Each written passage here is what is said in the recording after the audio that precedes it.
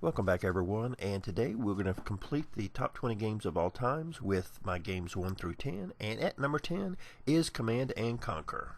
In 1995 I was introduced into a new genre of game that is real-time strategy, and it was done by Command and Conquer. Command & Conquer is divided up into two parts. First, you have the single-player missions where you play either the GDI, which is kind of like the United States, or NOD, which is kind of like a terrorist organization. And then, of course, you could go online with this game, which is where you would probably spend most of your time. That is where I spent a lot of my time as well. Back when this game came out, I would get home probably about 12 o'clock. I would get online with a friend of mine, and we'd probably play it until about 5 to 6 in the morning when I went to play basketball. This is one amazing game. I've played the other series, but guys, I always come back to the original Command & Conquer. At number 9 is my favorite Castlevania game. This is Castlevania Symphony of the Night. It's pretty easy to understand why this is my favorite game. The amazing 2D sprites that are used in this game, the story, the massive castle that you can explore. Also, of course, the RPG elements where your character levels, you get new skills, and of course you can change out the equipment on your character. There are some other great Castlevania games, of course, for the ones for the NES, the Super Nintendo, and of the ones for the Game Boy Advance. But again, I always come back to the original Symphony of the Night to play it. Fortunately, I have never beat this game. I hope someday to sit down and actually complete it. I do know when you think you're done, you get to 100%, it kind of switches around to another side of the castle, and you have to go through 200% of the castle. The game is still fairly cheap, easy to pick up. I would highly recommend it if you've never played this game to pick it up. It is one amazing game. At number 8 is my favorite Pokemon game. This is Pokemon Firered, and I guess you could throw Leaf Green in that as well. Pretty damn good graphics for the Game Boy Advance, and this is what started my Pokemon addiction.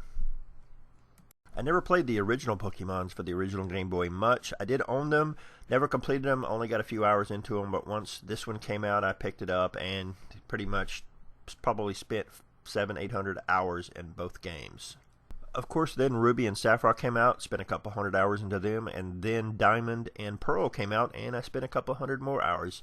Of course, I went back to Leaf Green and Fire Red to finish out my collection so I could transfer those to the DS games. After Diamond and Pearl, I haven't really spent much time in the Pokemon games. Hope to someday to get back to them, but I still remember my addiction to Pokemon with Fire Red and Leaf Green.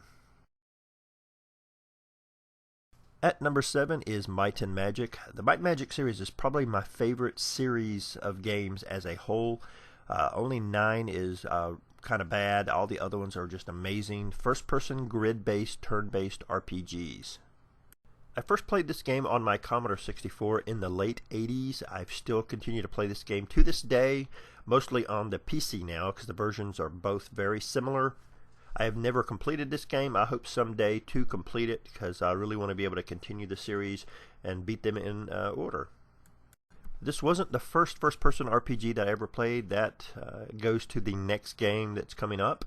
But again, guys, if you really want to play a really cool series, you can get 1 to 6 on good old games for next to nothing. I highly recommend playing them, and you can see a piece of RPG history. This was one RPG that heavily influenced me back in the late 80s, guys. Yes, at number 6 is probably one of my favorite first-person RPG games of all time. That is Alternate Reality: The Dungeon. This is a series that ended way too soon. We only got 2 games. There were many more planned. It's truly a shame because I would have loved to have seen these games. This game was way ahead of its time, as you can tell by the graphics. They were pretty damn amazing and pushed the 8-bit computers almost to their limits. This was also one of the only games me and my sister could play together. I'd let her navigate, and I would map out dungeons. I know the first dungeon level is like 64 blocks by 64 blocks. It was pretty damn big. Another interesting aspect of this game is the music. The intro had lyrics. I'd never seen that done in a game, and a lot of the places of interest in this game as well did that. So, yeah, I always thought that was kind of pretty cool. This is one amazing RPG and has a major cult following on the internet. I highly recommend it, at least to play this game once, guys. At number 5 is a game that needs no introduction. This is Final Fantasy III or Final Fantasy VI in Japan. No, this is not my favorite Super Nintendo RPG. That goes to the game that's coming up next, but this is still probably the best Final Fantasy game in my opinion. I've got about 15 hours into it, and yes, the hype for this game is true, and it is one amazing RPG. Another aspect of this game that is truly amazing is the music. I know the Final Fantasy games have always had really good music. I think this one has the best, though. There's quite a few tracks from this game that I have in MP3 format that I listen to all the time. I think it has some of the best and most beautiful music of any game of its time. Back in the 90s when the Super Nintendo and the Genesis were doing battle, I actually did not have a Super Nintendo. I actually had a Genesis, and unfortunately there weren't very many RPGs for the Genesis. So thank goodness I came to my senses, and in the early 2000s I got a Super Nintendo and was able to get probably 90% of the great RPGs for that system and got them fairly cheap, so I didn't have to pay a ton of money. There are a number of ways to be able to play Final Fantasy 6 or 3. First, you can play it originally like you could back in the day for the Super Nintendo. You can play it for the Game Boy Advance, which is another really good version, or you could get it for the PS1. Not as good a version because of the load times with the PlayStation 1. And you can also get it in the Wii Virtual Console as well. Once I complete the American version, I definitely want to go back. I've got a Japanese cart, and with my Retron 5, I definitely want to play the Japanese story because I've heard that it is a little different. At number 4 is my favorite Super Nintendo game. That is Chrono Trigger. What an amazing game. I love the art style for this game. I also love that you actually see the monsters when you're walking around in the world, and you can get away from them if you want, or you can bump into them and fight them. This is another game that unfortunately I have never completed. The reason I got right at to the very end and my save game got corrupted, I was so distraught that I have never went back to it, but I will guarantee you all you guys at some point I will go back and complete this game. Since I got so far into the game, I know how amazing the game is. It's got an absolutely great story, traveling through time, great characters that you love. I really love the robot character that is in this game as well. This is another game that just has absolutely amazing music. I tell you, the title track that plays through the beginning intro of this game is just so iconic. Man, I just absolutely love it. And again, there's quite a few different ways you can actually play this game. Again, on the original Super Nintendo, you can get it for the DS, which I hear is another really good version, which I own. You can play it on the Wii Virtual Console. You can also get it on the PlayStation Network or play it in the original PlayStation 1 collection that came out. I hear that's not as good. And also it shows up on mobile devices as well. This is definitely my #1 recommended Super Nintendo game for anybody who loves JRPGs. If you've never played this game, you definitely need to find a copy and play it because it is just one amazing game.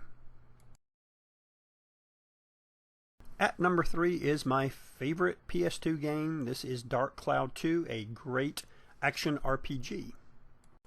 I've looked how long it takes to complete this game. They say it ranges from 35 to 45 hours. Well, guys, I actually put 103 hours into this game.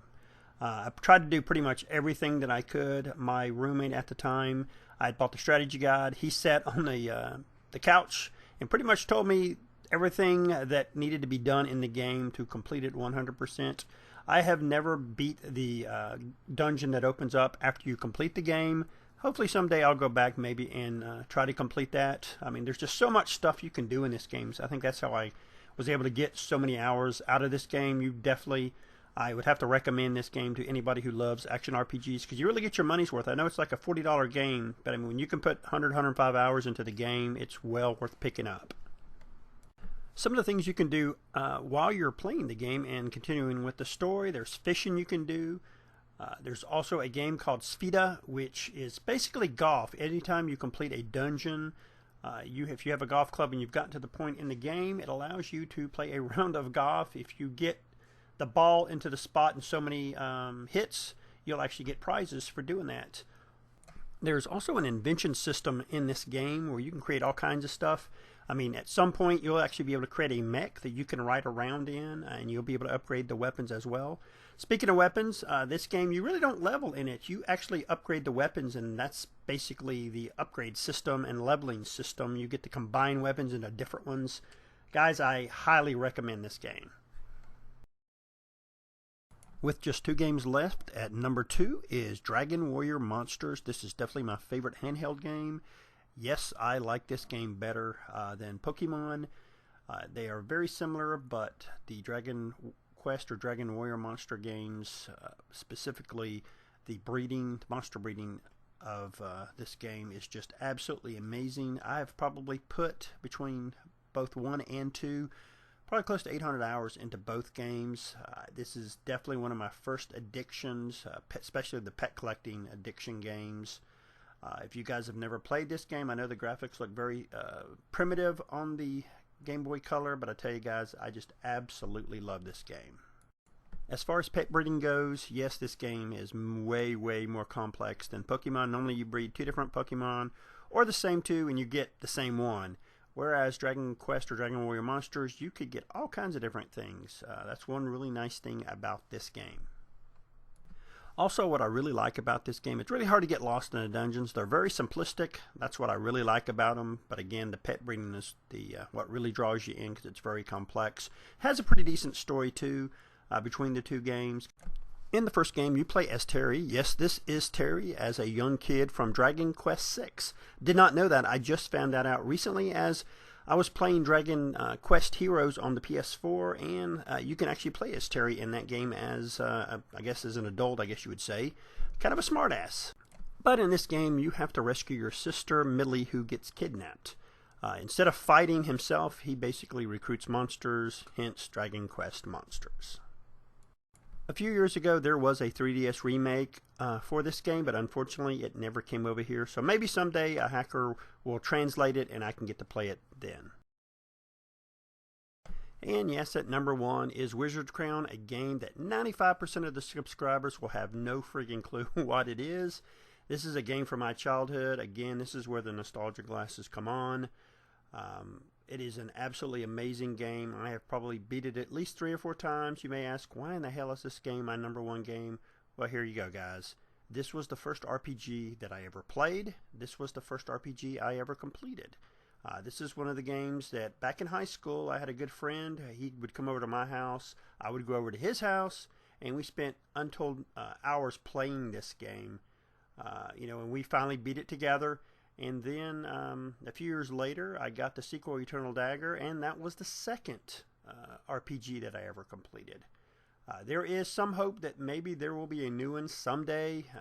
There was no hope before, but there was a group of guys that got together that actually created this game. They're actually working on another game right now, that's 7 Dragon Saga.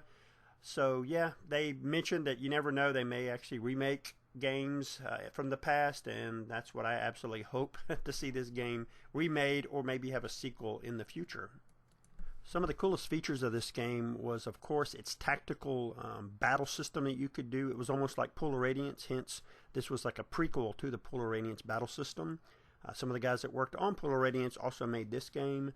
And if you really didn't want to do the tactical thing, it also had quick combat, which you could almost play like a hack and slash, because if you were fighting 40 creatures, you could expect 40 weapons and 40 armor to come up. So it was just, just a treasure trove of things that you could collect. That's how you make most of your money.